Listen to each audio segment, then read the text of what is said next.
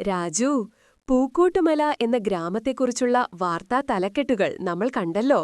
എന്തുകൊണ്ടാണ് ആ ഗ്രാമം ഇത്രയും വിജയകരമായി വികസനം നേടിയത്? അതിന് കാരണം അവിടുത്തെ വികസന പ്രവർത്തനങ്ങളിൽ ജനങ്ങൾക്ക് നേരിട്ടുള്ള പങ്കാളിത്തമുണ്ടായിരുന്നു എന്നതാണ്. തദ്ദേശ സ്വയംഭരണ സ്ഥാപനങ്ങളുടെ സഹായത്തോടെ ജനങ്ങൾ ഒരുമിച്ച് പ്രവർത്തിച്ചപ്പോഴാണ് ഭക്ഷ്യ സ്വയം പര്യാപ്തതയും മാലിന്യമുക്ത ഗ്രാമമെന്ന ലക്ഷ്യവും അവർക്ക് കൈവരിക്കാൻ കഴിഞ്ഞത്. കേന്ദ്ര സംസ്ഥാന ഗവൺമെന്റുകൾക്കു പുറമേ പ്രാദേശിക തലത്തിലും ഭരണം നടത്താൻ ഒരു സംവിധാനം കൊണ്ടുവന്നല്ലോ. ഇതിനെ എന്താണ് വിളിക്കുന്നത്? അതാണ് അധികാര വികേന്ദ്രീകരണം, ഡീസെൻട്രലൈസേഷൻ ഓഫ് പവർ. എന്താണിത്? കേന്ദ്ര ഗവൺമെന്റിൽ മാത്രം അധികാരം കേന്ദ്രീകരിക്കാതെ അത് പ്രാദേശിക തലങ്ങളിലേക്കും ഗ്രാമപഞ്ചായത്ത്, മുനിസിപ്പാലിറ്റി വിഭജിച്ചു നൽകുന്ന പ്രക്രിയയാണിത്. ലക്ഷ്യം ജനങ്ങൾക്ക് ഭരണത്തിൽ നേരിട്ട് പങ്കാളിത്തം ഉറപ്പാക്കുക. രാജു, ഈ അധികാര വികേന്ദ്രീകരണം നിലവിൽ വന്നത് ഏത് ഭരണഘടനാ ഭേദഗതിയിലൂടെയാണ്? രാജു, 73ാം ഭരണഘടനാ ഭേദഗതി 1992. ഇത് ഗ്രാമീണ തദ്ദേശ സ്വയംഭരണ സ്ഥാപനങ്ങൾക്ക്, പഞ്ചായത്തുകൾക്ക് ഭരണഘടനാപരമായ അംഗീകാരം നൽകി. 74ാം ഭരണഘടനാ ഭേദഗതി 1992.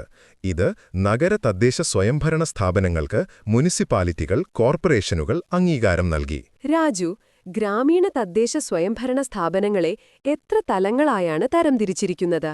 അവയുടെ പേരുകൾ പറയാമോ?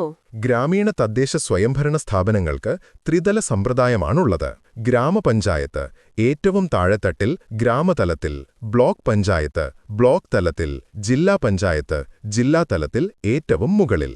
തദ്ദേശ സ്വയംഭരണ സ്ഥാപനങ്ങളുടെ ഏറ്റവും പ്രധാനപ്പെട്ട ജനകീയ വേദിയായ ഗ്രാമസഭ എന്താണ്? രാജു, ഗ്രാമസഭ ഒരു ഗ്രാമപഞ്ചായത്തിലെ വോട്ട് ചെയ്യാൻ അവകാശമുള്ള എല്ലാവരും ഉൾപ്പെടുന്ന സഭയാണിത്. ധർമ്മം: ഗ്രാമത്തിന്റെ വികസന പദ്ധതികളെക്കുറിച്ച് ചർച്ച ചെയ്യാനും തീരുമാനങ്ങളെടുക്കാനും ഈ സഭയ്ക്ക് അധികാരമുണ്ട്. എല്ലാ പദ്ധതികളും ഗ്രാമസഭയുടെ അംഗീകാരത്തോടെ മാത്രമേ നടപ്പാക്കാൻ കഴിയൂ. രാജു, പ്രാദേശിക സ്ഥാപനങ്ങളുടെ വരുമാന സ്രോതസ്സുകൾ എന്തൊക്കെയാണ്? അവർക്ക് പല വഴികളിലൂടെ വരുമാനം ലഭിക്കുന്നു.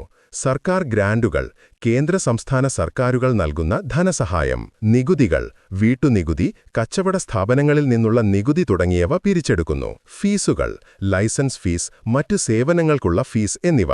അധികാര വികേന്ദ്രീകരണം ജനാധിപത്യത്തെ എങ്ങനെയാണ് ശക്തിപ്പെടുത്തുന്നത്? പങ്കാളിത്തം: ഭരണത്തിൽ സാധാരണ ജനങ്ങളുടെ പങ്കാളിത്തം ഉറപ്പാക്കുന്നു. അവകാശങ്ങൾ: സമൂഹത്തിലെ ദുർബല വിഭാഗങ്ങൾക്കും സ്ത്രീകൾക്കും പ്രാതിനിധ്യം ഉറപ്പാക്കാൻ സംവരണം ഏർപ്പെടുത്തിയിട്ടുണ്ട്. വേഗത: പ്രാദേശിക പ്രശ്നങ്ങൾക്ക് വേഗത്തിൽ പരിഹാരം കണ്ടെത്താൻ കഴിയുന്നു. സുതാര്യത: ജനകീയ സമിതികളിലെ ചർച്ചകൾ കാരണം ഭരണത്തിൽ സുതാര്യത വർദ്ധിക്കുന്നു. അധികാരം ജനങ്ങൾക്ക് നൽകുന്നതിന്റെ പ്രാധാന്യം ഈ പാഠത്തിൽ നിന്ന് വ്യക്തമായി മനസ്സിലാക്കാൻ കഴിഞ്ഞു. അതെ, ജനാധിപത്യത്തിന്റെ ഏറ്റവും വലിയ ശക്തി പ്രാദേശിക തലത്തിലെ ഈ പങ്കാളിത്തമാണ്.